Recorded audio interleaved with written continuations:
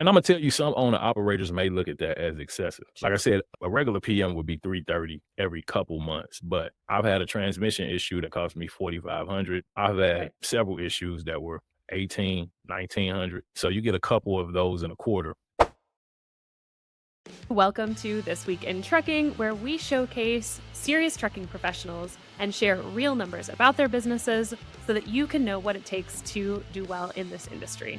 Today, I'm talking to Antoine from Midwest Box Trucking. Thanks so much for being here, Antoine. Appreciate you. Thank you. So tell me about your business. Yep. I run a small trucking company pretty much out of a box truck, and I've been running right at 6 years now. So I started in Wow. 2019, and pretty much I started in a couple cargo vans and a sprinter van. And yeah, I did that for a while and then moved into a rental box truck. And I think I did that for maybe 2 years, at which time I went ahead and purchased a box truck. So that's what I'm in now. So I've transitioned over that 6 year period of time. Wow. So you started right before the post pandemic boom. Exactly. And Wow. unbeknownst to me, like I didn't see it coming, but yeah, it occurred. Like it wasn't even a year later. Wow.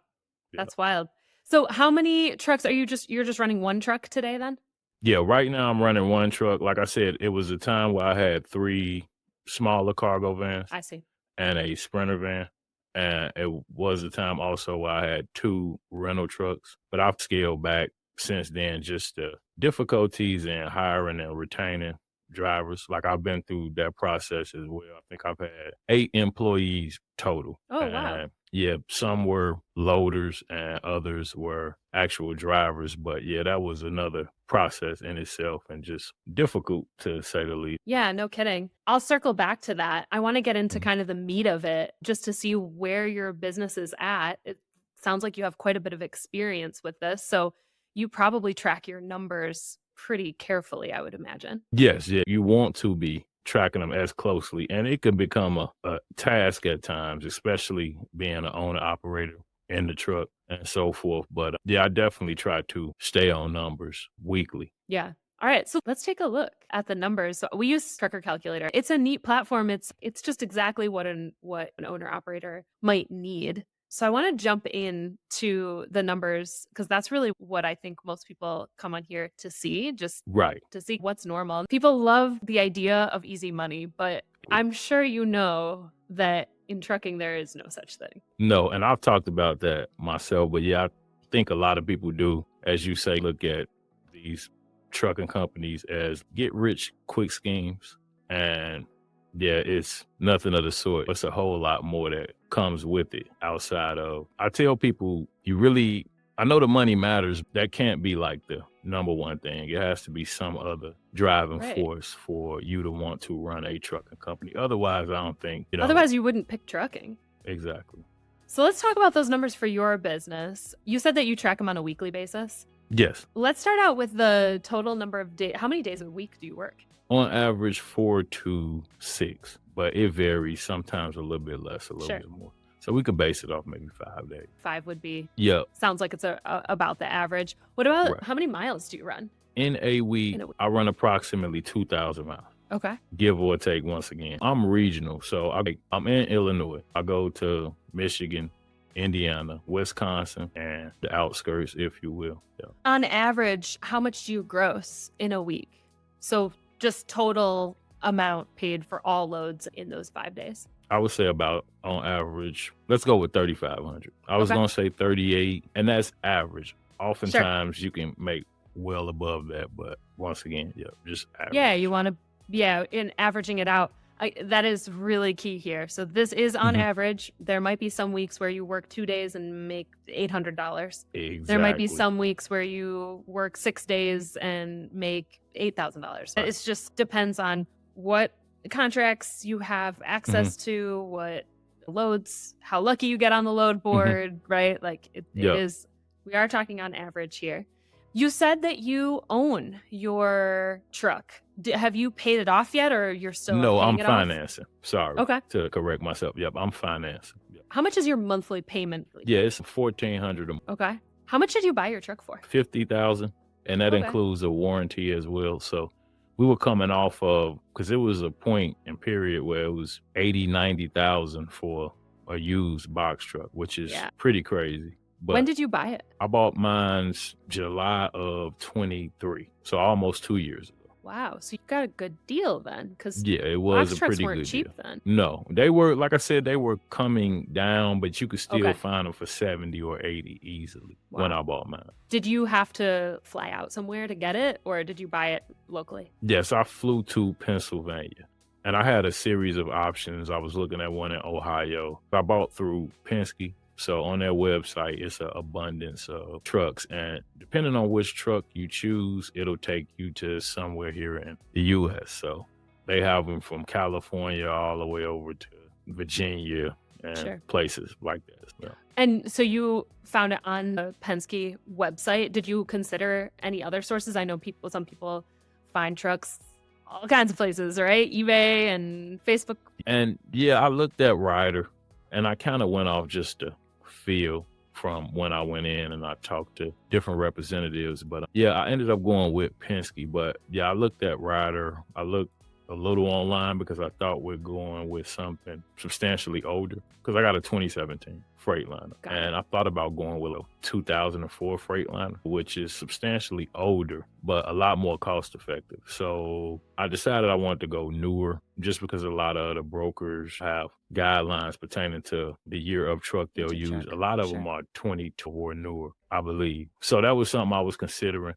But yeah, I ended up settling with Penske and going with a newer truck within the last 7 years or so. Did potential maintenance costs work into that decision as well? In a way, because yeah, I did run into some maintenance issues, but yeah, I kind of went off of Penske's leveling system where they kind of sort the trucks out and pretty much pick them apart for you and tell you somewhat the condition of them. Sure. Yep, that played into it as well. Yep, just Yeah, and I'm just thinking 2000, you said it's a 2017? yes.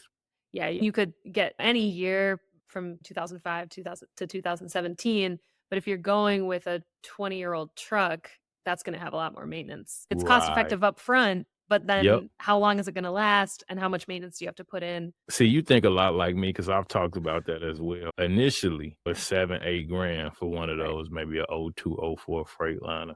But yep, further down the line, and then the opportunities that you may miss as well. I feel like those will Right. cost you. Like when your truck breaks down. That and then brokers that may not work Oh, with you yeah. because your truck's too old. Because they're getting so strict now with the abundance of carriers entering. A Right. lot of companies won't even touch you until the 6-month mark. Right. But they're also very strict in requesting VIN numbers for the truck so they can look them up themselves to see the year, make, and Sure. model. So yeah, that's something that's different now. Definitely.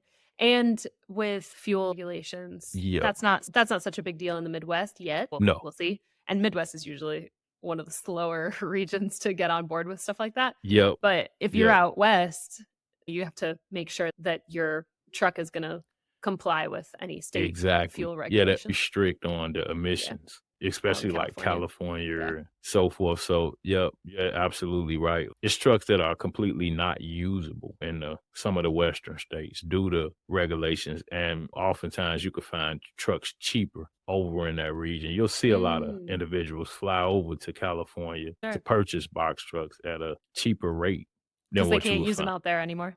Exactly, the same truck you could bring to Mm, Illinois or Wisconsin and run perfectly fine once you register it. But it's, yeah, unusable in the state of California due to emission regulations, as you stated. Yeah, it right. gets tricky. It does. Yeah, it can get complicated. Yeah, You don't have a trailer because you have a box truck. What about insurance? about 750 a Okay. month. It's 760.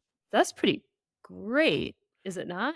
That's very good. I know individuals that are paying, and these are rare cases, and Mm. these are new companies, but in upwards of 2,000 a month for one driver, one truck. I've heard for So, some Class 8 trucks, $35,000 a year. oh yeah, easy. But I'm speaking of just box trucks. Yeah, I Sure. know some guys that's Wow, over 2 grand 2,000. a month. What kind of insurance do you have, and how So much does it cover? yeah, it's the 1 million Okay. and general liability, 100,000 car. And because I run Amazon's freight, they require a $2 million aggregate, which doesn't add a whole bunch more on to the policy premium, but a little bit more. So Sure. 1 million general, 100,000 cargo, 2 million aggregate. Yeah. And do you put anything for yourself for salary? Yes, I try to pay myself, and anybody that they runs a company, sometimes you just cannot pay yourself. It's Sure. been many weeks that I wasn't able to pay myself. So it happens, but I try to on average pay myself about 750 a week. A week. Right. And yep, that be set aside for my personal expenses. So automatically I deduct it. But like I said, it's been many weeks where I deduct zero because, Sure. the needs of the business, whatever may come up. It could be a maintenance event or anything, but you just can't pay yourself for a couple weeks or more. Sure. You don't have any deductions because you're running under your own authority? Yeah. And then let's talk about fuel. What kind of fuel mileage do you get? I want to say I get about 10 miles to the gallon, give or take. Usually, I think most owner operators, including myself, 100 to 150 per night, maybe 700, 800 a week. And that's on a moderate week. About 200 gallons. Yeah, What about tolls? You're around, I bet you're going through Chicago a lot. Is there any? That's not real expensive, is it? can be. I would say on average in a week, I may spend $10 in tolls. And that's me because of the area that I'm running in. A lot of Sure. individuals run in maybe the western suburbs and just other areas where, more tolls or more toll roads.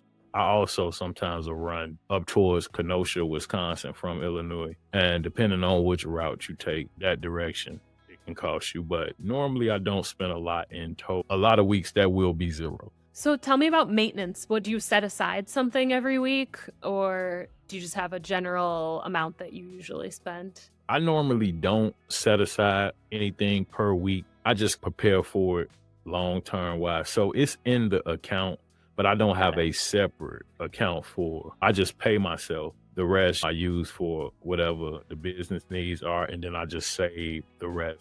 So what I'm saving covers my maintenance when it arises. Because oftentimes, if you're doing the proper PMs, oil changes, tire changes, and so forth, you can avoid a lot of those unexpected maintenance events. Sure. It'll happen once or twice a year. I would think that if you're running your business properly, you'll have funds set aside for maintenance. Now, I do know individuals that have a separate account for Mhm. maintenance, but me personally, I don't. Talked about this recently, but I would do it off of a quarter Mm, type of deal. I would say maybe 2,500 a quarter. okay. And that may be excessive, but that's what I would set aside if I was just making maintenance fun. I would say maybe 25 per quarter. Got And it. like I said, it could be a lot more, but on average, a regular PM is going to cost me about $330. And I'll do one of those every 2 months. And I'm going to tell you, some owner operators may look at that as excessive. Like Sure. I said, a regular PM would be $330 every couple months, but I've had a transmission issue that cost me $4,500. I've had Right. several issues that were 18, 1900. So you get a couple of those in a quarter, easily get you to that 25, but it could be way less. Yeah. Right. What about ELD? What kind of ELD do you have? I have an ELD through Motive, formerly known as Keep Trucking, and that runs about 600 a year, Okay. including the equipment that they send you initially. So now we've got our total amount. These are all the numbers that you would need to make this calculation. You got to know how much you made, how many days that you worked during that period, how Mhm. many total miles you ran, and then all of your costs. And that's what you Exactly. get, like the summary up here. So this is looking pretty nice, I would It does. say. I like this calculator. You've Yeah. got a rate per mile on average of 175 and a cost Mhm. per mile of 114. You're making a 35% net profit off of this. Now, someone did recognize in our last video that we didn't talk about self-employment tax and income tax. So Mhm. that's also something that you got to keep in mind, that any profit Definitely. that you make off of your business as a business owner is going to get taxed as income, Exactly. right? The rates might depend. There's a federal rate, but there are Mhm. also state self-income or self-employment taxes. And it There's depends also on what you city. make overall. Yeah. So this isn't necessarily take home, but it is take home for the business itself. Do any of these numbers surprise you? Or is this I'm pretty looking much it your when I calculate my cost per mile, I'm right up under 130 per mile, and Okay. I know I'm over. I purposely over Sure. calculated Sure. with fuel and so forth. I use a larger number. Do you prefer to be out at night? Yes, definitely. Tell me Yeah. why. I've First heard and that foremost, from multiple people. traffic. Okay. Yeah, passenger vehicles, it can just get tricky. And some of my content I show when we're in these trucks, we're responsible for other individuals. And yeah, daytime driving, especially inner city, Chicagoland area, Georgia, New York, it just gets crazy. It can Yeah. exaggerate trip times. A normal trip that would take me 35, 40 minutes. If you catch it 3, 4, 5 p.m. Chicagoland area, that can turn into 2 hours easy, maybe more. So that's just something that a lot of drivers tend to try to avoid. And now that we have Amazon Relay really popular for box trucks, a lot of individuals do tend to run later at night. So yeah, I think that's a plus for a lot of people, just being honest Sure. with you. How do you get or source your loads? Have you always done Amazon? Is that most of what you do? For the most part. Now, as I stated, I started in a Sprinter van. So then I started local. I ran with a company. It was called like Veterans Distribution. I think they've since gone out of bid. And then I was sourcing loads through, like I said, an expedited shipping company. So I've been local and have a contract, work expedited in the van. And then since I've been in the box truck, mainly Amazon Relay, and I supplemented with gig apps, mobile phone apps that daily push out loads and highest bidder gets them. So that's a lot of what I do now as well. I know a lot of individuals that also source through like DAT. It's a But you're bunch of not different. really using those load boards? Is that what you No, I try to. No. I really try to be as simple as possible. The more services you use for loads, the more costs you incur. And as much as I can stay away from DAT, and I do know people that use it, and they'll give me little hits here and there of things that I can pick up on. But yeah, Might as well keep things simple. until something seems, and now we've seen where the gig apps are not as lucrative, if you will. They're not paying as much. They've cut a lot of the rates. So Right. lately, honestly, I have been thinking about maybe getting into a DAT or some of that nature. Cause like I said, I got a buddy that keep telling me there's so much during the day, like local and regional, that you can do on that side. So yeah, eventually I'm gonna have to get away from that practice. But yeah, as long as I can run in the manner I'm running, it is, like I said, very cost effective. So Right. keeping overhead down. Keep it simple. So in the last couple of years, fraud in trucking has been a huge issue. And a lot of these bigger companies like Amazon are creating new rules for carriers Mhm. that they have to have so much time on their authority 6 months, or 180 right, or days. they have to meet certain requirements. Did that affect you at all when those rules came in? And how do you suggest that a brand new carrier would manage that? Yeah, it did because even people that have been running Amazon for a long period of time, eventually as the rules became stricter. Yeah, we felt it as well. Amazon is aware of everything that's going on. They'll let things slide until they don't want to let it slide, Like, just So because you get away with something once they doesn't mean that they don't know, it just means they're letting you get away with it. until they're not. Like the 180-day rule. You used to be able to get an authority and within 2 weeks to a month be running Amazon. And Right. so that kind of saturated a lot of the industry. It's a lot more stricter. And it hurts a lot of new carriers because now it's just not on the table. But you got to figure it out for 6 months. And at the 6 month mark, it's still not a guarantee that you're going to necessarily get in. Yeah, I think it's harder for newer folks now just because the market is so much lower than it was a couple of years ago.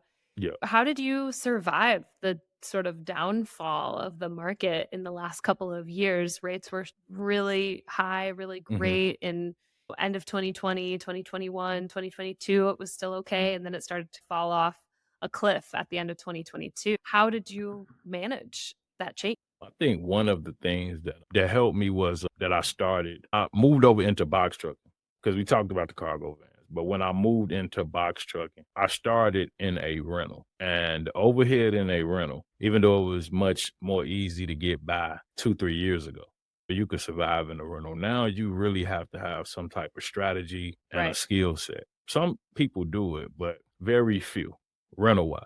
I was accustomed to higher overhead. And I honestly feel like that's one of the things that saved me running in a rental for, say, almost 2 years. I probably had 8 to 10 different rental trucks over that time due to breakdowns, maintenance, and so forth. So, yeah, that time I think it molded me to just pay a lot of attention to the rates that I would take, the deadhead that I was picking up. I was able to transition into my own truck, and I already have. So I run my truck similar to a rental now. And I think that kind of saves me. Like I'm picking up Right. as little deadhead as possible.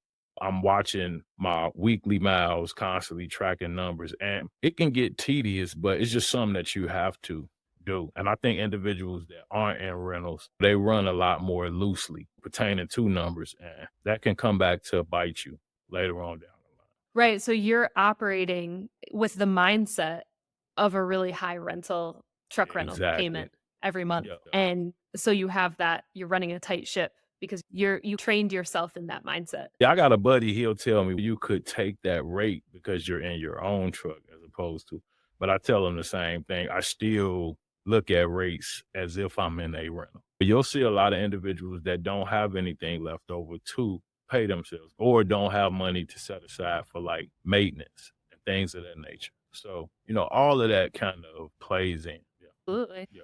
You talked a little bit about how you had a business with multiple vehicles at one point, that you Mhm. were hiring drivers, loaders. Talk to me a little bit about that. What was that? What did that journey look like, and why have you ended up just simplifying down to one truck, one owner operator? Yeah, I've talked about it separately, but it was about a year's span or so, maybe a little less, but it was one of the roughest points for me in business. And I think a lot of individuals don't realize the task where you face sourcing drivers and not just sourcing them, because that's easier than retaining drivers. We're dealing with personalities, tendencies, habits, things of that nature. You get to really know individuals once they work for you. Yeah, it was difficult. And just the revolving door. And then it's also money spent into sourcing drivers. Indeed, it's pretty expensive to pull in 20 or 30 applications. It's not cheap. I know then it was well over $100 to just source that many applications just to sort through. So these are all things that I face, and I've had equipment left, not necessarily in the middle of nowhere, but places that it shouldn't have been. Yeah. Just different things that drivers go through. So yeah, it was like I said, it was a rough year or so. And it taught me a lot. And I do feel like eventually within the next year, I'm going to have to bring on another driver, but I'm not even looking to put a driver in a box truck, more so a cargo van due to less restrictions, DOT wise, liability, risk associated. So all of that matters when you are hiring and attempting to retain drivers. Right. Yeah, I think you're touching on a point that's really profound, that when you're running a business and you have employees, there's a personal relationship that is inevitable. And It's people not don't just know that. transactional. Yep. And it can't be. And if you treat it as if it's transactional, good luck retaining any employees, because that's not how human beings want to be treated. And at the Right. same time, caring about someone as a human being can be painful, because you also have the reality of your business that you have to I was take gonna say care it's of. it's a And fine line. Like, where right, am I? you're not a And nonprofit organization, you're a for-profit business, and I exactly. think that tension between wanting to support someone, wanting to be a good employer, and having a business reality is really hard for good people. Exactly. It's a Yeah. very easy, because it's a Yeah. non-issue. If you don't care about people, then it's not an issue for you, okay? I Right. guess good for you. But But that's hard, what kind of and person do you really wanna be? And so that yeah. tension is Yep, and yeah, we talk about that in our little box truck space, like emotions, feelings, and it can get very tricky. Where is the fine line? At totally. what point do you say, hey, even though you're having 2 and 3 deaths in the family, you got a vehicle that's here, but what time do you say, okay, but I still can't accept Right. this behavior? Or so Yeah, it's tricky. Yeah. Yeah. What advice do you have for new trucking business owners, even despite the downturn in the market? There's still people entering this business who have a dream. They want to start their trucking business. They're Mhm. willing to work hard. What advice do you have for those folks who are starting out in 2025? To just be 100% honest, I talked about this as well, but me personally, I would try to start in something similar to a cargo van. And that will get you in cheaper insurance, a lower barrier of entry, and just work your way up. That's how I did it. So I wouldn't advise because you'll see individuals, they'll jump straight into a box truck. And if, that's what a person chooses to do, then so be it. But like a higher failure rate of individuals that jump into a truck because of the insurance, the fuel, sourcing work, sourcing drivers, and so forth. It's a different situation when you're attempting to do that on a larger scale with more certifications, medical cards, DOT, and so forth. With a cargo van, you're more under the radar. You can learn the ropes, learn negotiations, bargaining, and things of that nature, and then move up. That would be my genuine advice to a newer person. But you have some people, they're caught up in the earning potential of a box truck or a semi. So they would rather take the risk of the higher overhead, more certifications, regulations, and things of that nature to obtain that higher earning potential. But oftentimes we'll see those individuals barely last a year. Whereas if they had been in a cargo van, they would still be around. So Right. it is a situation of what do you want in the long run? Because easy come, easy go. And I said that as well. In some situations, I feel like the turtle wins the race. Mm. So you'll have people that'll just want to jump right into a box truck. And before you know it, you're done and you've created a bunch of debt. That's just Right. something to think about for new people. Yeah, I think what I hear you saying is that if you start off with something smaller, you're going to learn a lot of the mechanics of running a business, of Yep. running a transportation business that's going to Yep. be similar across. Maybe in a cargo van, you're the one loading and unloading, so that might be different than when you start running a box truck, or if Hmm. you get your CDL and you run a dry van or reefer, right? Usually you're not loading and unloading your own freight. So Hmm. there are going to be differences, but some of the basics, just booking loads, negotiating, Yep. creating relationships with your customers, Hmm. all of that is going to be very similar across transportation businesses, and you can get your feet wet and say, "All right, how much do you really want this?" Now you're in the Right. reality of it. How much are you willing to give up? And then you've not sacrificed as much capital investment. And even like any incidents or you see it. I think I was talking to a guy and he was asking me what were the consequences because he had recently hit a gas pump. That stuff. Yikes. It happens when you're new and the damage you're going to cause in a van. And you hate to think like this, but it's real. The damage you're going to cause in a cargo van as opposed to a box truck, two different things. The Right. potential for things being damaged, two different things. So most of the damage you're gonna do with a cargo van, you're probably gonna do to that van. You'll see a lot of them have like little dents in the back doors, things.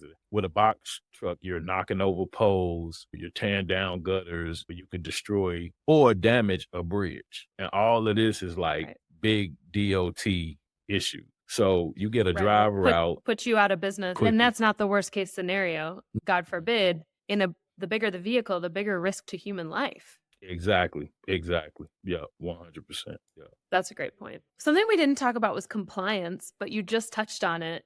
Tell me a little bit about managing compliance for a semi truck versus box truck versus cargo van. I know you haven't operated a semi truck before, Mhm. but you probably know people who do. Yeah, What does definitely. that look like across different types of trucking Well, businesses?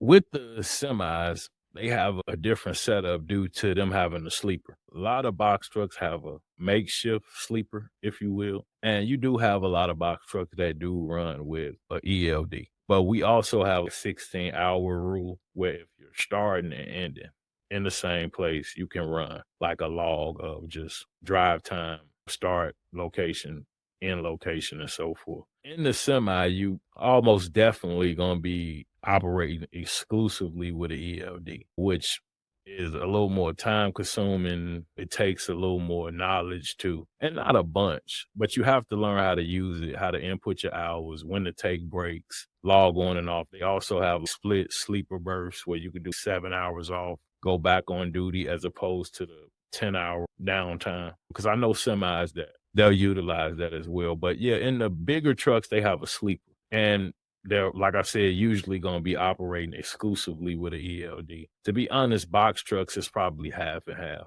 If they're not just OTR, where, they're running the US, some may operate under the 16-hour rule. So it's a little less regulated with box trucks. It's more of a gray area.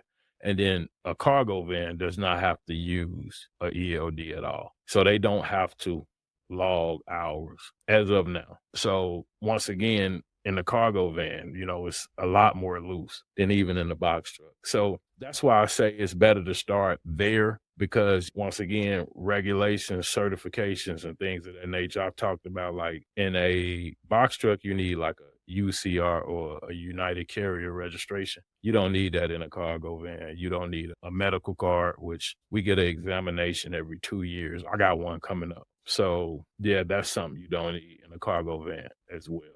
The higher you go up the food chain, if you will, the Sure, more, the more risk your business poses to the yeah, public, the more you're gonna be subject to regulation. just like with the IFTA, like I Right. said, most box trucks don't deal with IFTA, but you go into the semi, new expense and regulation. So yeah, it's just that's why I say the cargo van is a safe bet for individuals just looking to fill it out and then work their way up. But once again, to each his own. Thank you so much, Antoine, for joining us on This Oh, no Week in problem. No Trucking. problem. This was really educational and a lot of really good advice here. And thanks for being so open about your numbers as well. I know that's can be sensitive when you're running a business, but you have enough experience, I think, that you could be open about that. Your numbers don't look too shabby either, so that helps. You Right. sounds like you're doing a great job, and that's awesome. So thanks again for joining us on This Week in Trucking.